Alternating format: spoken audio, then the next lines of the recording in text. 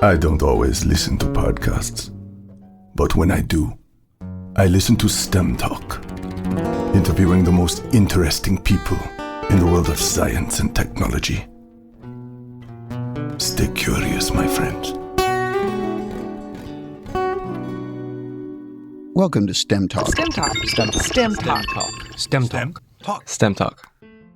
Welcome to STEM Talk, where we introduce you to fascinating people who passionately inhabit the scientific and technical frontiers of our society. Hi, I'm your host, Dawn Carnegas, and today we have Brian Shul here with us. Also joining us is Dr. Ken Ford, IHMC's director and chairman of the Double Secret Selection Committee that selects all of the guests to appear on STEM Talk. Hello, Don. Good to be here with you. Today's guest, Brian Shul, was a rather easy selection of the Double Secret Selection Committee. The committee felt that although Brian is not a scientist or an engineer, the plane he flew, the legendary SR-71, was the remarkable product of a sustained United States investment in STEM. In addition, his personal story is positively inspiring. Brian Shul recently visited IHMC and gave an excellent lecture to a packed house. Since then, approximately 165,000 people have seen the lecture on YouTube. It was such an inspirational lecture, too. But before we get to today's interview, we have some housekeeping to take care of. First, we really appreciate all of you who have subscribed to STEM Talk, and we especially appreciate all the wonderful 5-star reviews that are piling up on iTunes.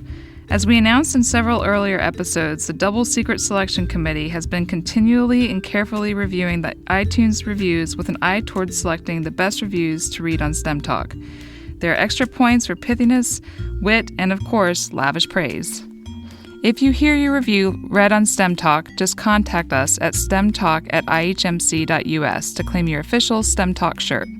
Today, our winning 5-star review was posted by someone operating under the moniker PTL Stan. As soon as we hear from PTL Stan, a STEM Talk shirt will be on the way to him. And here's the winning 5-star review, which is entitled An Amazing Adventure in Science by the People Who Are Doing It. And that's capitalized doing. I love these interviews with the people who are leading these fields. Good science with amazingly friendly interviews by the experts themselves. The quality is amazingly good, and the subjects move right along with my thinking. Thank you, IHMC. And thank you, PTL Stan, and the thousands of other STEM Talk listeners who have helped make STEM Talk a great success right out of the gate. Okay, now on to today's interview with Brian Shul.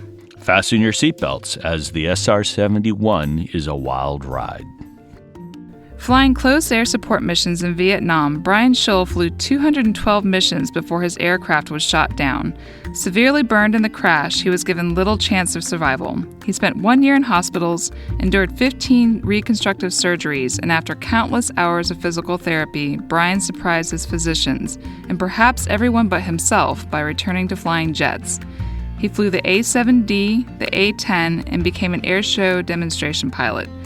Brian also taught at the Air Force's Top Gun School and culminated his Air Force career with selection to fly the incredible SR-71. Brian flew the Blackbird for 4 years. He retired from the Air Force in 1990 and pursued his writing and photography interests. STEM Talk. STEM Talk. STEM Talk. STEM Talk. STEM Talk. So Brian, welcome to STEM Talk.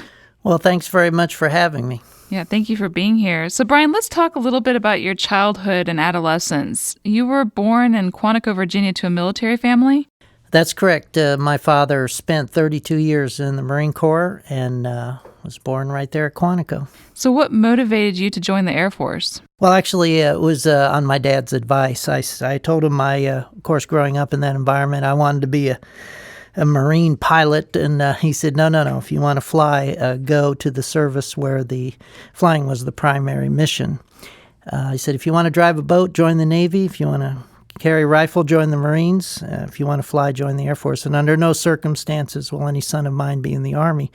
So a wise dad. He actually was quite correct. I got a greater opportunity to fly in the Air Force than I ever would have in the Marines. Yeah, so in Vietnam, you flew 212 missions before your crash. What do you remember about those missions?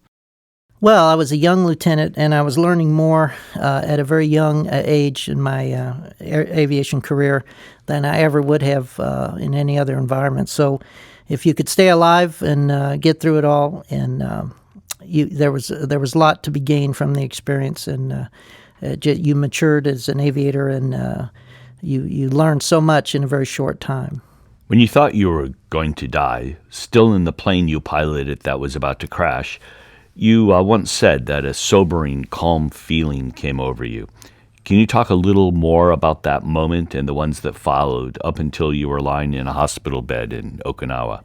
Actually, it's very true. There became a moment of peace and calm where you had done everything and there was nothing more to do, and the inevitability of impacting the earth became quite clear. And it was a moment of calm.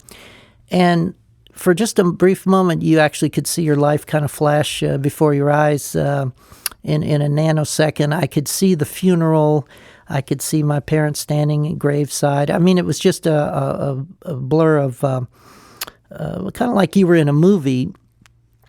And then, of course, the crash and the fire brought you back to reality of I thought I had died for just, again, probably a millisecond, but in my mind it was all moving in slow motion. And many people I've heard have said this when they are in a crash or a car wreck or something like that has happened. They say things slow down, move in slow motion, and that was kind of how it was.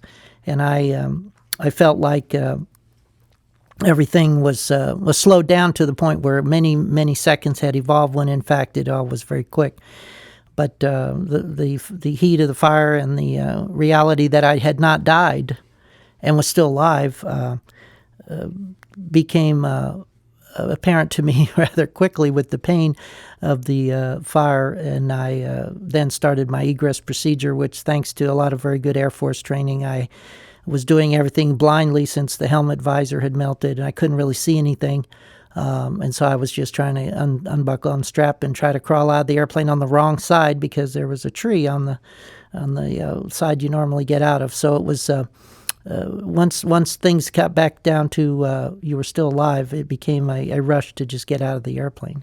You then ended up in the hospital. Talk about your turning point in the hospital. You were 119 pounds, down from 180 pounds.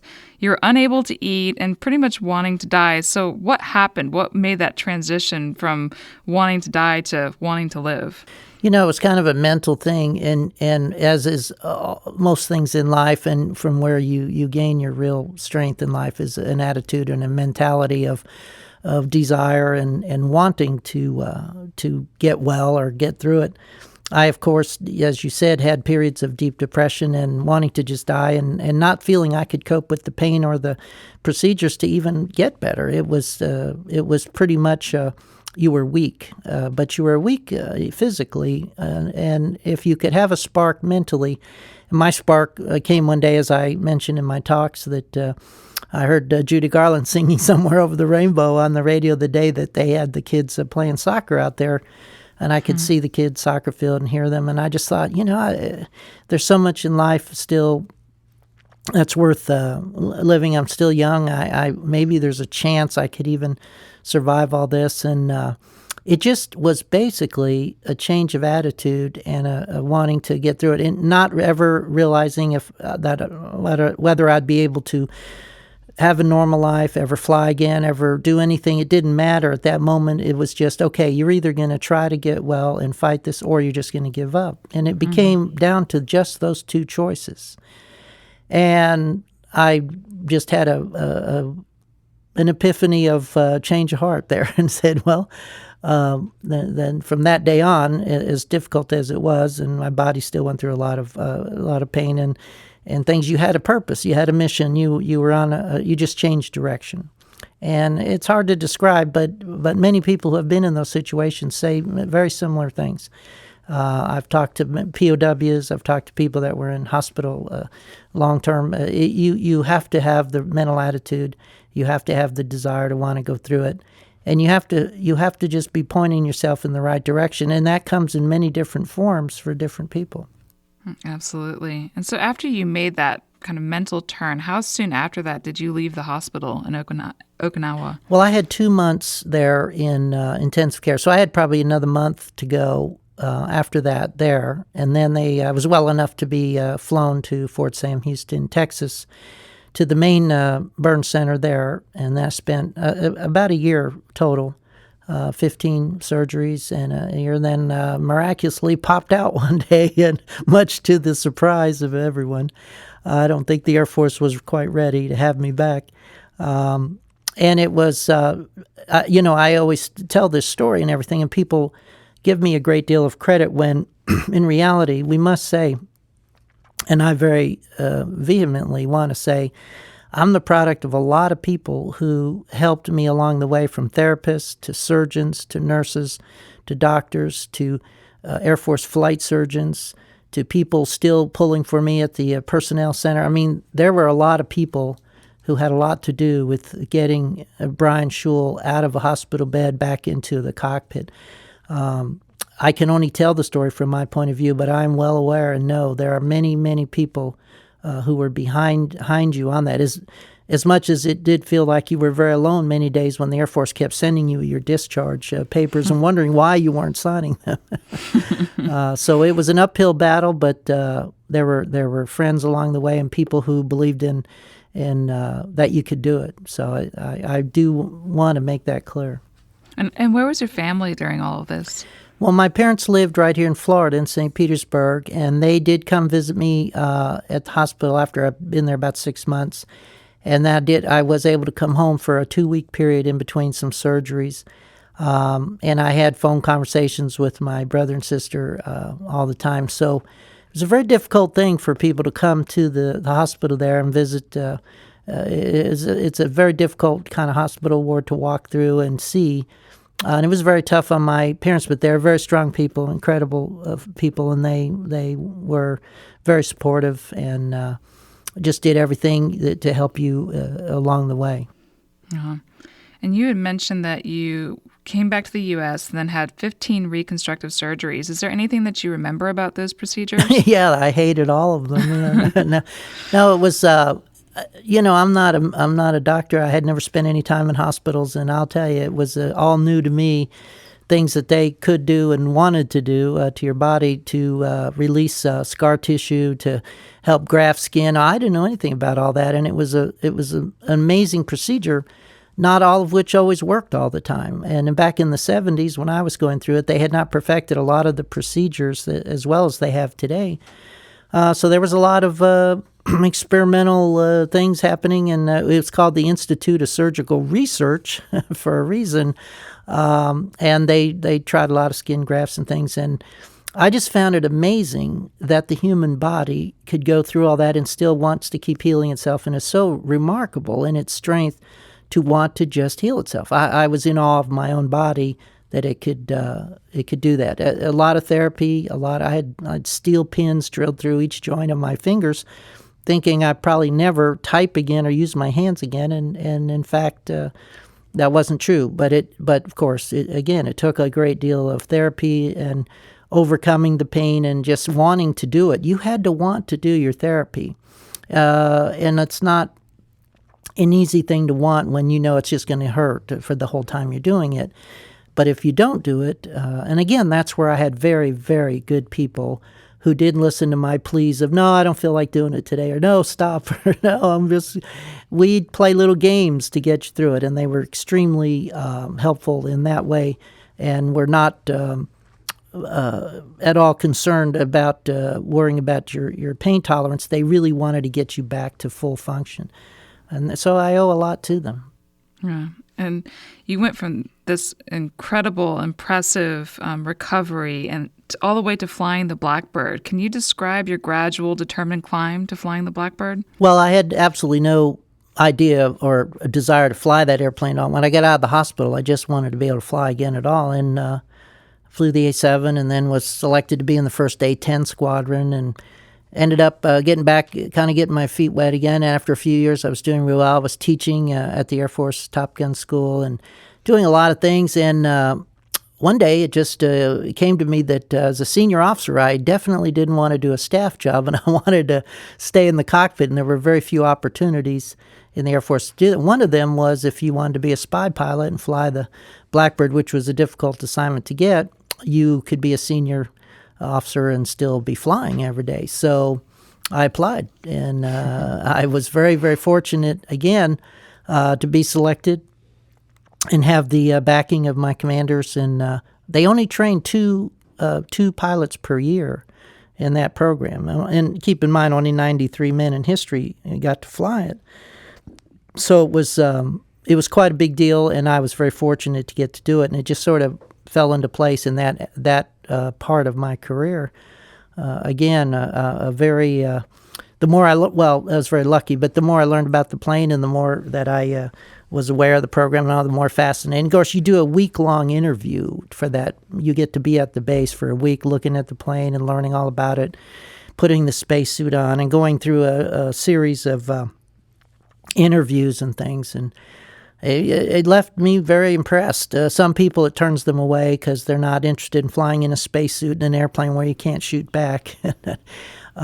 It is a different environment and a whole different type of job where you're out of the country a lot. And I was fascinated and totally impressed and totally wanted to do it. So 6 months later, I was there, and it was an amazing opportunity. So with all that said, you said that you have come out of the hospital experience and everything you went through, but specifically the hospital experience in Okinawa, fearless. Had you lost your fear of death after everything that you had been through? Well, when I say fearless, that's not to be confused with courageous, brave, tough, or some. What I mean by that is you're not afraid to live your life fully and try. Yes, you've lost that fear of, hey, we're all terminal. We're all terminal every day. We just don't stop to think about it. Once you've come that close to realizing it's all over, you have a renewed vitality about until that happens. You don't want to miss a minute of it. Puts you on a little different frequency than the average person. Many people don't understand you. Some fear you. Some love you. But you have seen a different aspect of life and death. You have been near a moment that many people put to the back of their mind as if it will never come. And you then have a different approach to how you deal with each day. And I just use the word fearless as the best way I know to describe that. So speaking of fearless, so the Blackbird flies roughly, I think it's close to 3,400 feet per second, which is incredibly fast, unimaginably fast. I think that's L.A. to Washington, D.C. in an hour and 4 minutes. That pretty much. Yeah, and faster than all but the fastest rifle bullets, but you have a human in it, which is just amazing. So somewhat surprisingly, I understand that it was relatively quiet in the cockpit. Is that right? Well, you have two humans in there now. My backseater would be very upset if I didn't mention that. Yes, it is fairly quiet because you're in that space helmet and you're just hearing yourself breathe. Now, you feel the airplane and everything, but you're not hearing any loud sounds there. You're hearing yourself breathe, and you're hearing the man in the back as you coordinate the mission. STEM Talk is an educational service of the Florida Institute for Human and Machine Cognition, a not-for-profit research lab pioneering groundbreaking technologies aimed at leveraging and extending human cognition, perception, locomotion, and resilience. The SR-71 was developed in secrecy in the early 1960s by the famous Lockheed Skunk Works. The legendary engineer Clarence Kelly Johnson played a key and pivotal role in its design. Brian, could you talk a little bit about what must have been a remarkable design process, and particularly the pace of the development of this aircraft? Well, I always refer to the airplane as the most remarkable aircraft of the 20th century. And a lot of that has to do with how it was built and how quickly and what genius Kelly Johnson really was. Imagine that you had to invent technology as you're building the airplane. They had very unique problems to overcome and solve, one of which was heat. If you're going to go that fast, you're going to build up heat temperatures on the airplane to 500 to 900 degrees Fahrenheit. So they had to come up with oil, hydraulic fluid, and fuel that would work in those heat environments and heat temperatures. You also had the high altitude, and you had you were flying it where the air pressure was quite low. You had to put nitrogen in the tires, for example, and fill it to 400 psi. You had to balance the fuel tanks. You had to keep the fuel pressurized. You had oxygen requirements for the crew.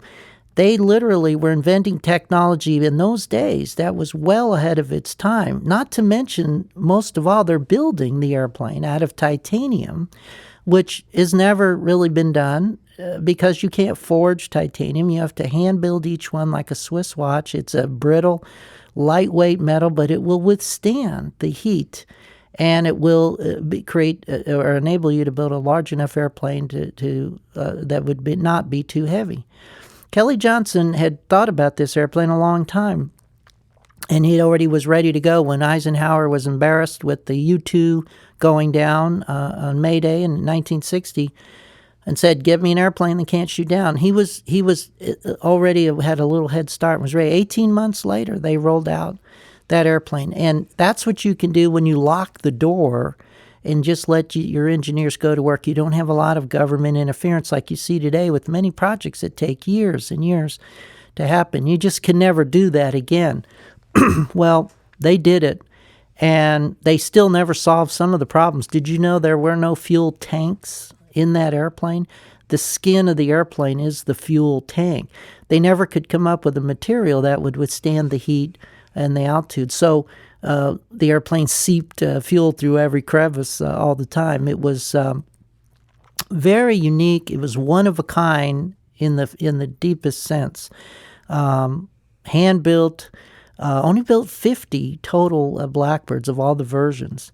And it was the challenge of all time for engineers, those guys, and they are very proud of that. I can tell you, I've interviewed a few of them who worked on the airplane and built it, and they say it's the finest thing they ever did in their entire career, and I can see why. I mean, that was something they said couldn't be done, and to show you, I mean, it has not been done since. That airplane that was built in the 60s still holds every speed and altitude record for an air-breathing jet. And that says a lot. It does. Absolutely. The development pace from inception to construction in 18 months is literally unbelievable. In today's programs in the Pentagon, we'd still be working on our PowerPoint. Absolutely. And right here in Florida, they used to bring those Pratt & Whitney J-58s and blow them up on the stand every day, trying to find a way to make that engine work in full burner at those altitudes, at those speeds. And they finally fine-tuned it, and I'll tell you, we never had an engine quit on us. And once they mated it, we got the right engine, the right airframe. I'll tell you, that airplane was your guardian of freedom for a quarter of a century. It served 6 different presidents. It did more to affect the foreign policy of this nation than people ever realize. Impressively, it was designed so that Mach 3.2 was its most efficient speed. I understand that if during a mission a surface-to-air missile launch was detected, the standard evasive procedure was simply to accelerate away from the threat. Well, yes and no. It was to accelerate and turn away from the threat. Oh, yes. And most combat tactics, you turn hard into the missile so it can't cut the corner and you defeat it. And because of our great altitude and speed, if you turned away, remember, you have to lead me by about 30 miles with that missile. So it runs out of fuel and eventually falls to the earth when it has to recompute another lead point. You don't technically outrun missiles. They're faster and go higher than any regular jet, but they can only sustain it for a very short period of time. So luckily, we had a good system on the airplane for quick detection of those things. But you turn away, and they never shot one down. They never even hit one. And that's quite a record for an airplane that was fired at over 4,000 times in 25 years. You're turning away is not what one would expect. No. Wow. Well, in your book, The Untouchables, and by the way, I love that name, you reveal that on April 15th, 1986, in the process of evading just such a missile, you and your backseat colleague and co-author Walter Watson flew over Libya in excess of Mach 3.5. Now, that is really fast. Yeah, it kind of scared us, to be honest, but it gave us an everlasting love for that airplane, which now sits proudly at the Castle Air Base Museum, 960. That airplane was phenomenal that day, and they fired 2 missiles at us. And, when you just go full forward in the throttle, you're not too worried about the limitations. But the thing about this airplane was the faster you went, the better it flew. You got more ram air, and you were actually burning less gas. So the airplane really liked it faster. Now, there comes a point somewhere where you're going to hurt the airplane. It's going to overheat. You're going to compressor stall. You'll run out of air.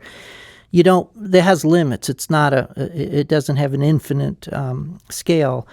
But it definitely would go over 3.2 with great ease, and many pilots often saw that when there were just moments when the jet wanted to keep accelerating and you had to pull it back. I can tell you that it never flew prouder and more stable and better that day. And I write in the book about how we went to idle finally when Walter said, "I think you can pull it back now." We're over the coast, and we were still a little nervous. My arm was kind of locked in the. He said, once we went feet wet, and we were over the 6th Fleet down there, and our tanker was waiting at Portugal, which was a long ways away. I finally went to idle, and that jet just sat out there at that speed proudly and didn't want to slow down. And it was the most remarkable thing. Everything is pulled back, and that jet is still showing like a thoroughbred running a race that just past the finish line didn't care. It wanted to still show you what it could do. Finally started coming down, and we never touched those throttles from Sicily to Portugal. I was doing S-turns on the whole Med, and we overran the tanker by a quarter mile. And to me, to this day, it was the most amazing show of speed and power of an airplane I've ever been involved with. But we were just so excited to make it back, and everything went okay. And but it deserved that chapter in the book, believe me. And that jet sits proudly, like I said, 960.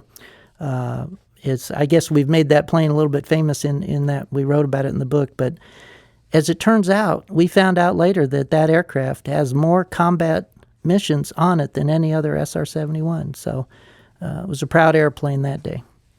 So, Brian, it would seem like the combination of both very high altitude and very high speed would make the Blackbird nearly invulnerable to interception. Did it feel that way when you were flying it? Not at all. In a way, it was a difficult shot, but you never feel invulnerable. When you're sitting out on the tip of the sword and you're penetrating enemy airspace and you know that everybody and his brother's pointing a missile at you, you don't feel invulnerable at all.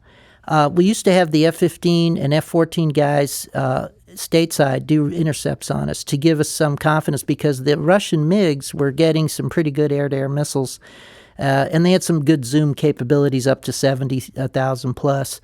So we feared that as a potential threat, and we'd have our own guys try to intercept us and shoot us. And they'd report back. They said, it looks like we got you. We're zooming to 50, 60,000 feet. We've got you. And then boom, you're through the gate faster than it can compute. And he said, because of your speed, it would take a golden BB, and it really is a difficult shot. And that gave us an incredible amount of confidence. If an F-15 can't shoot you down, I don't fear many MiGs. That, to me, was the finest air-to-air platform of its day. We felt pretty good about that. So, but you never felt invulnerable. You just felt real confident with the airplane, and you knew you were in the best thing they ever built. It was your 57 Chevy. It was solid, and it was ancient and old. And here you are, a 1960s airplane blowing the doors off the latest MiGs of the 80s. That they just couldn't understand why they couldn't keep up. Mm-hmm. So it was never shot down, and they tried. Well, it was a remarkably advanced aircraft design, especially from the early 60s. Although the SR-71 employed design innovations that we now see in some other modern aircraft, such as the extensive use of composites or increased use of titanium, other aspects of its design are positively unique.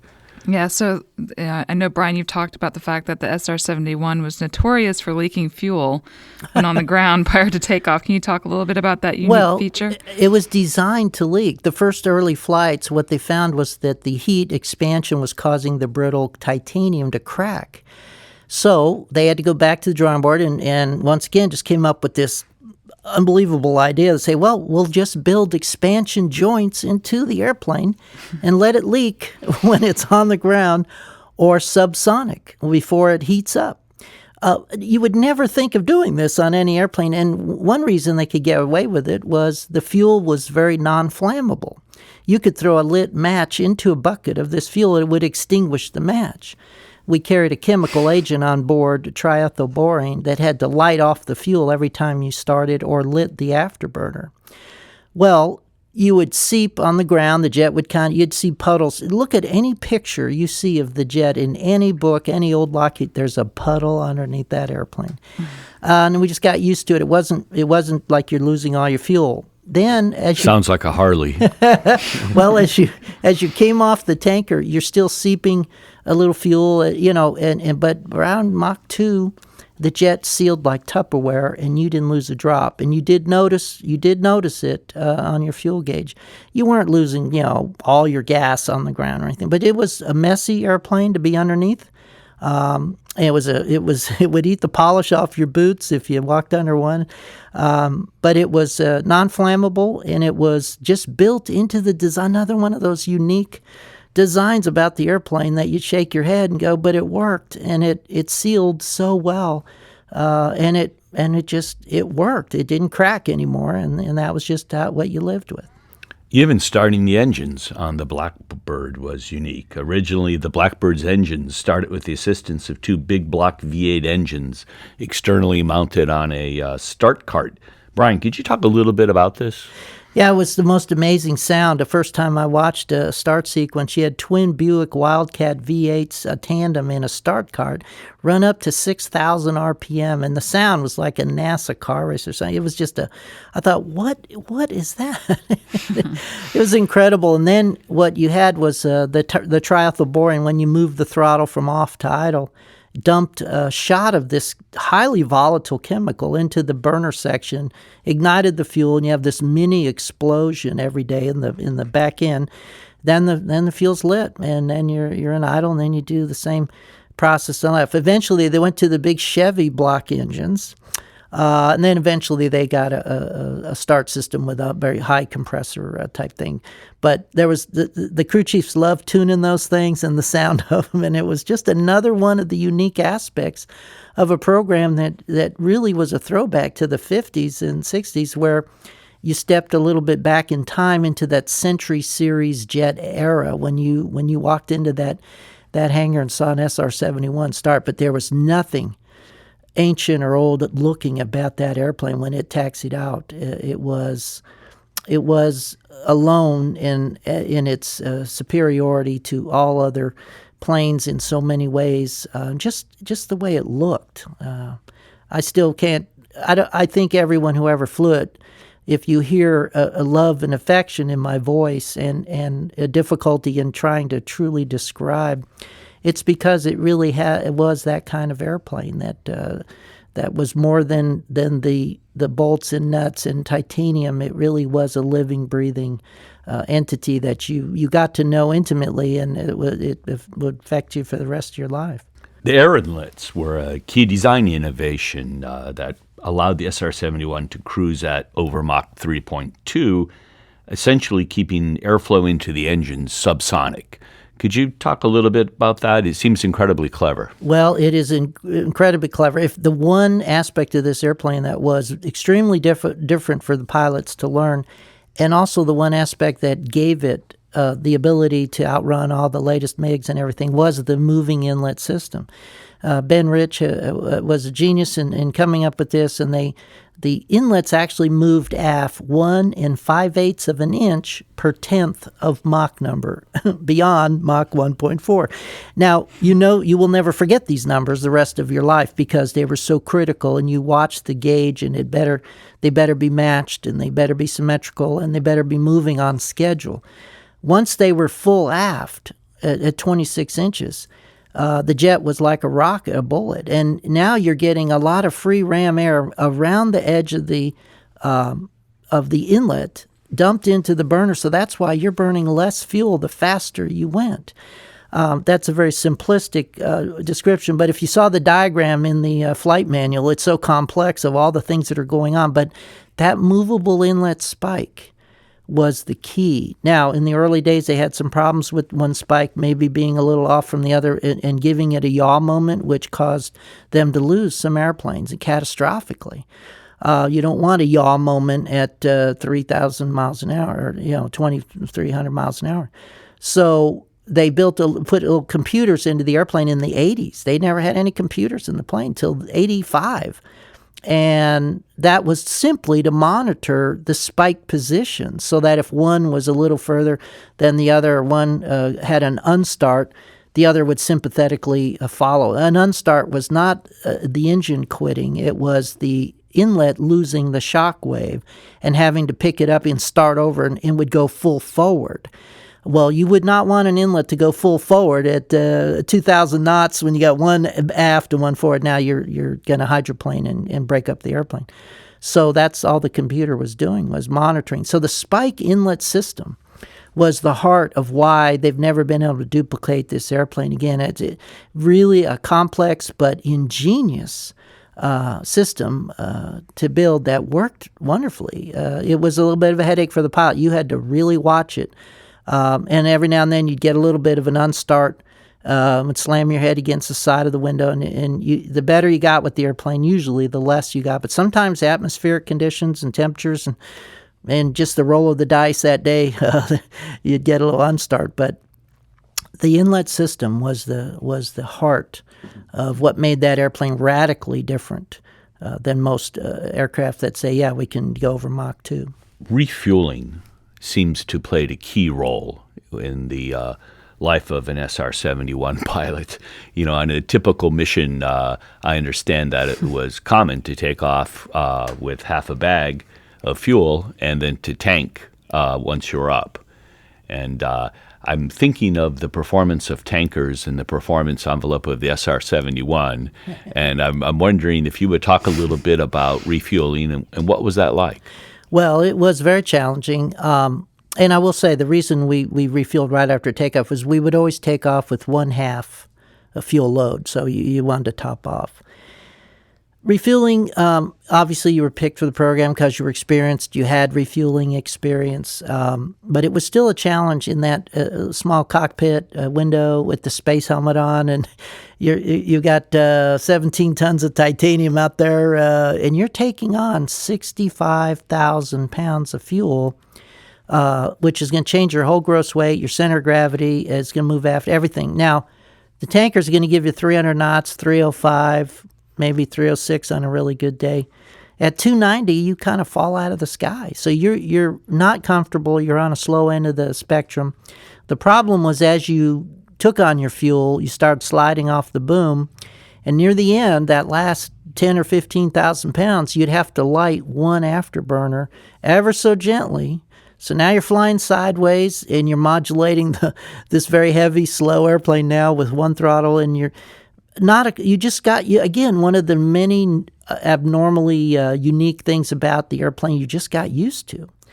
And then you'd always have to do it every single time. Now, most days it wasn't a killer. You try this at night, in a turn, in a storm, they don't pay you enough. It is beyond description, other than you never concentrated so hard in your life as you did at those moments. I was used to being on the boom 3 to 4 minutes in fighters, and now I'm on 15 minutes of root canal surgery here. It was a challenge, but it's something you had to do 2 to 5 times on a mission, depending on your mission length.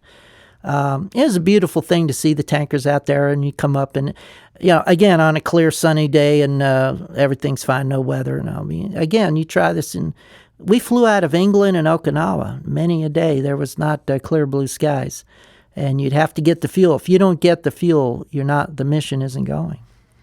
Let me do that part over. Yeah, that sounds incredible. I've often wondered about refueling in an SR-71, and you really brought it to life. Could you talk just a little bit about the afterburner system itself and the method for starting the afterburners, for lighting the afterburners on that particular plane? Well, we had 12 shots of the triethylborane, and that's it for the whole mission. Usually that was enough.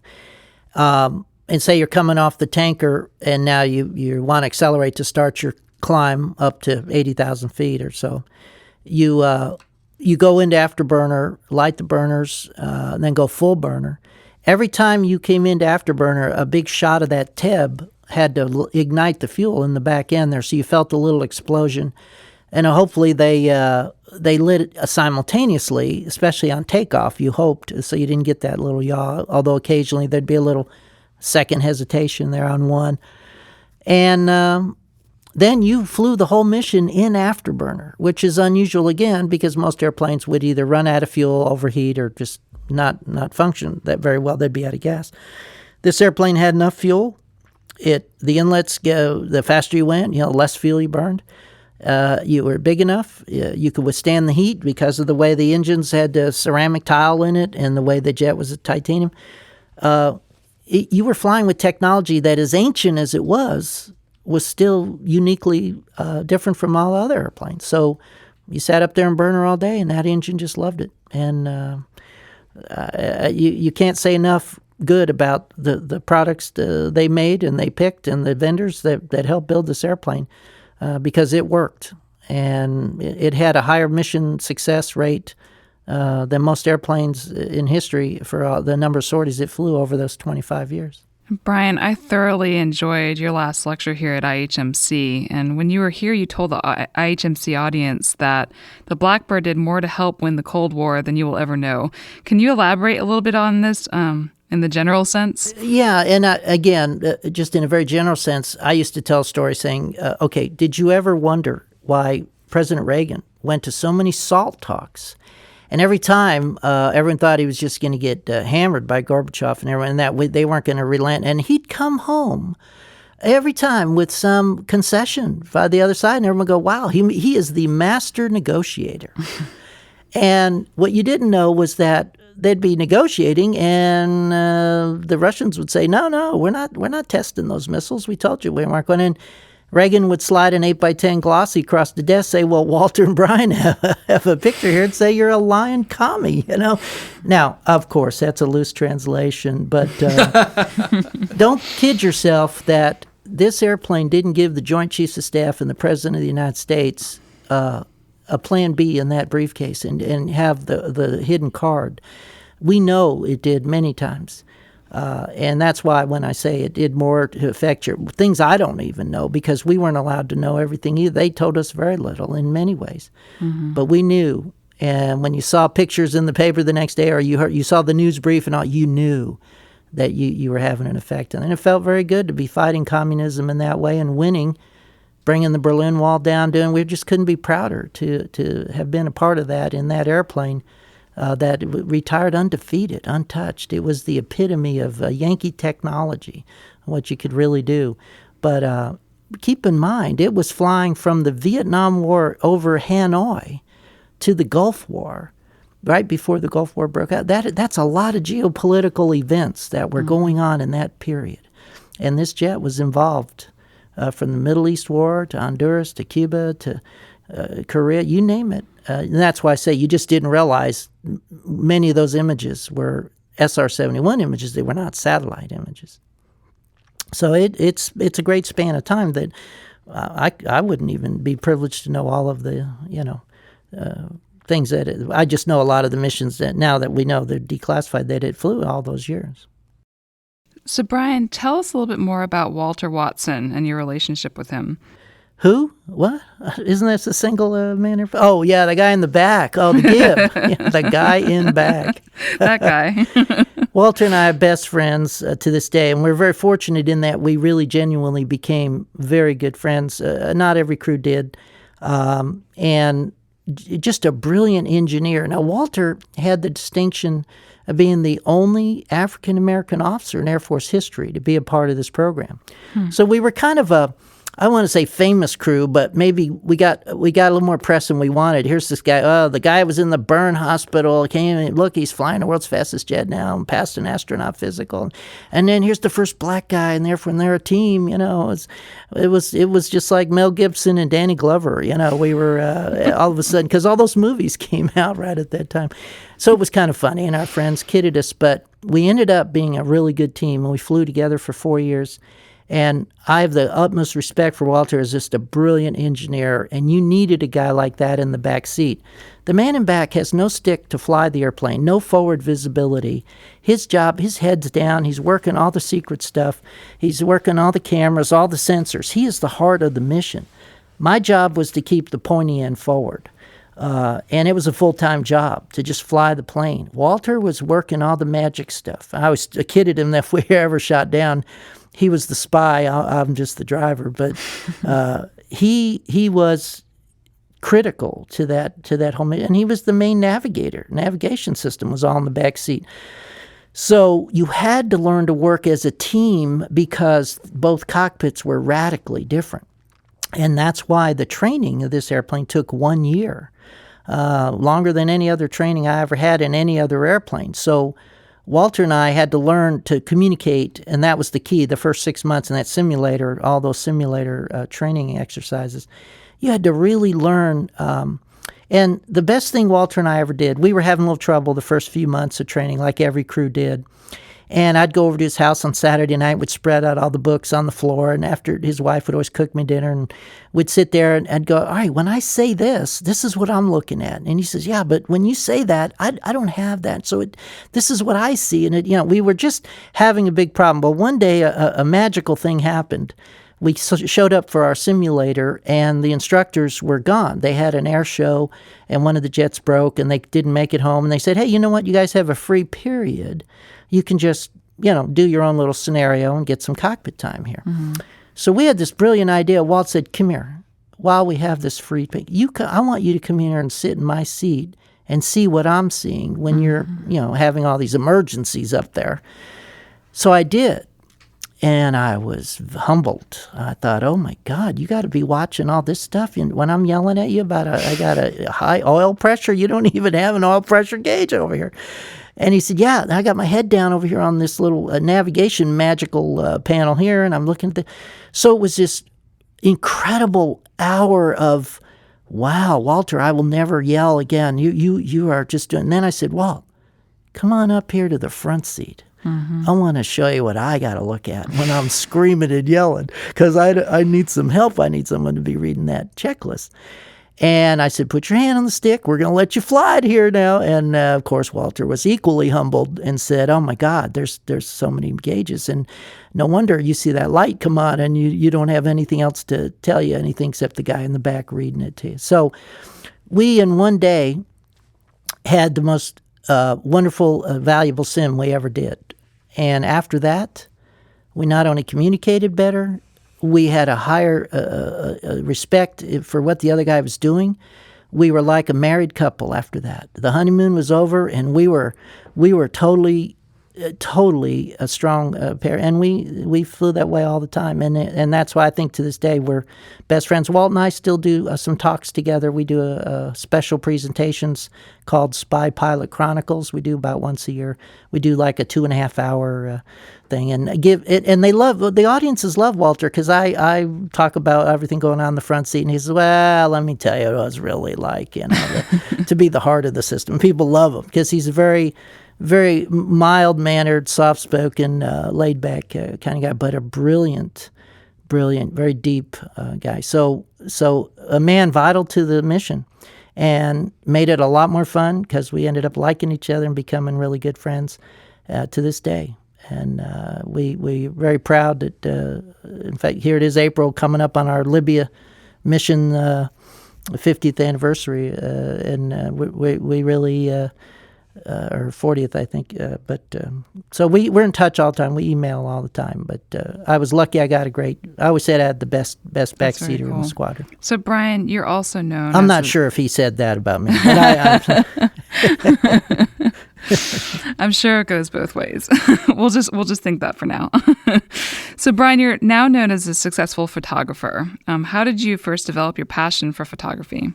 I loved cameras when I was in grade school. And I had a fascination for the Sports Illustrated sports action photos. In the old days, they had those full color page spreads of guys, and I found that remarkable skill and all. And then I wanted to be doing that. And when I got to pilot training, I had a small Instamatic camera in my little flight suit pocket there, and I just was enamored with airplanes. Thought they were the most incredible subject, and just started taking pictures. And then when I got out of the hospital, I was the squadron photographer guy. I was taking everyone's photo in front of the jet, and I had a fascination for it, and then did some aerial photography and stuff. And when I was around the SR-71, it was the most elegant aircraft ever built.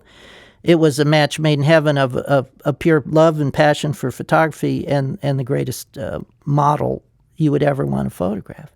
And the lady in the long black dress, gosh. So it was a passion and a love, and that carried over.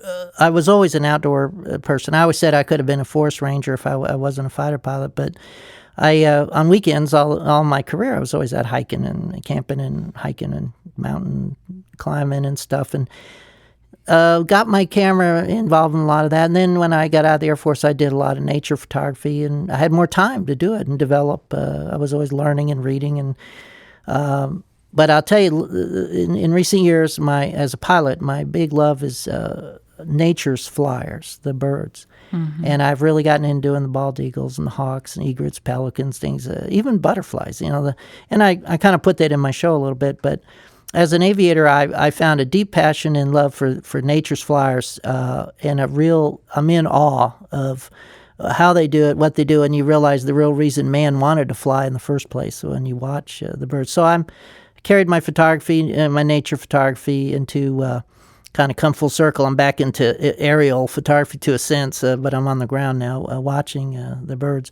And it's a great satisfaction to me. It centers me. It gives me another chapter.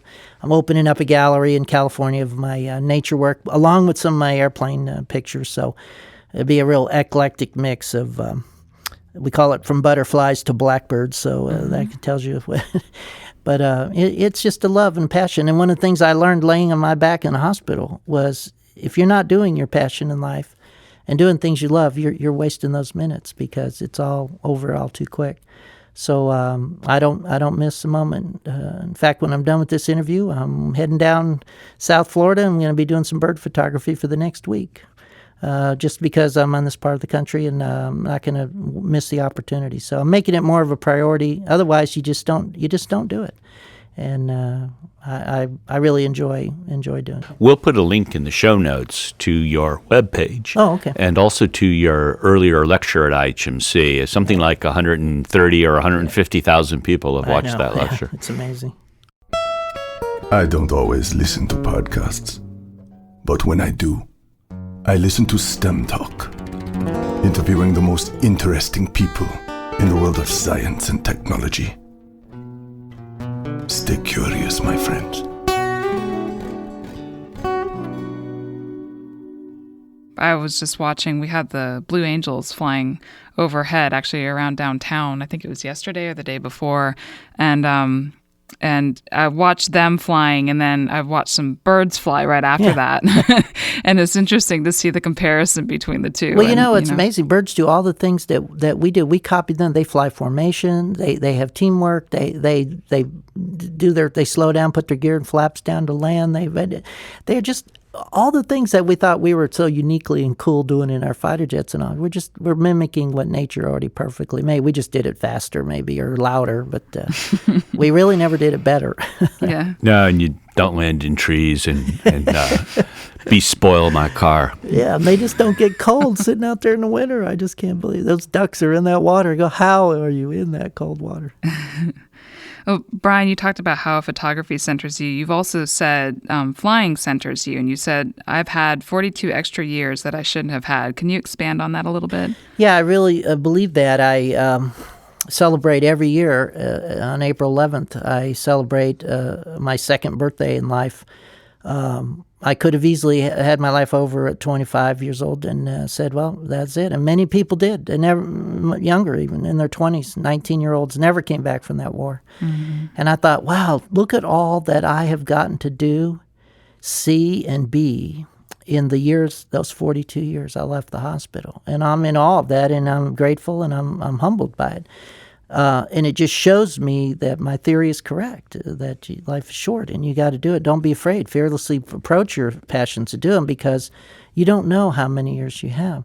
So I genuinely feel that way to where I don't want to miss, and it all goes by too quickly, where, tomorrow we'll all be dead and gone and it'll be a whole nother era. It's just, we're here for a blink. So I do celebrate every year to say, wow, those are extra bonus years that, and I feel guilty some days when I don't make the most of the day, or I'm lazy, or I sleep in, or I'm too tired to do something, and because I really still think I am 42 in my brain, but my body says, no, you're not exactly, and it's a little harder to lug all that camera gear out there, but it's like you want to get it all done before you run out of that time. Mm-hmm. So I'm blessed to have those 42 years. I hope I have another one each year. Like Warren Zevon used to say, enjoy every sandwich.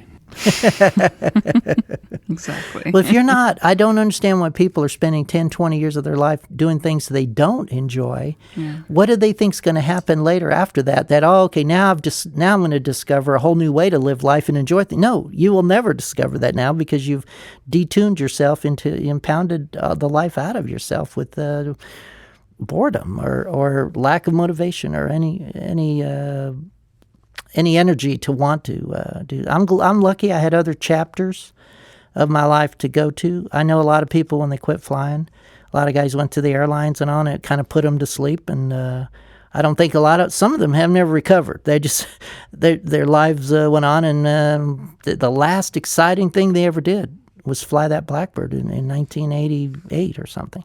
Well, that's kind of sad if that's true, because there's more to life than just flying an airplane. There's more to life than one chapter. I'd like to say, no, my book doesn't just have one chapter in it. So I've been fortunate in that respect. And I think my hospital stay taught me a lot. As bad as it was, and as traumatic and difficult and physical, you don't even think about all that now. You think of the lessons learned, and you remember you look back in perspective, and it taught you a good lesson. Yeah, absolutely. Well, Brian, thank you so much for the inspiration, and thank you for taking the time to talk to us today. Well, it's my pleasure. I'm honored to join the august group here. In fact, I'm always a little nervous about all the incredibly intelligent scientists and engineers you have on the show, and then you allowed a 12-year-old to pop up and talk. So I appreciate it. Thank you. It was wonderful, Brian. Thank you. STEM Talk. STEM Talk. STEM Talk. STEM Talk. STEM Talk. Brian Shul and the plane he flew were both remarkable in several respects. Brian's spirit really shined through on this interview, and that same spirit may have accounted for his ability to survive his injuries. It was great to discuss the SR-71, an amazing feat of engineering and program management. Viewed from today's bureaucratic perspective, the SR-71's boldness of design, coupled with its incredibly speedy development schedule, seem almost unimaginable.